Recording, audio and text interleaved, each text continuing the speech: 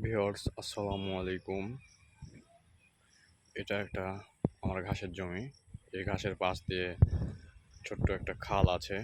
এই খালটায় আমি মাছ ছেড়েছি, আর তার পাশাপাশি এই সাইড দিয়ে আপনার কলার বাগান করেছি, আর তার সাথে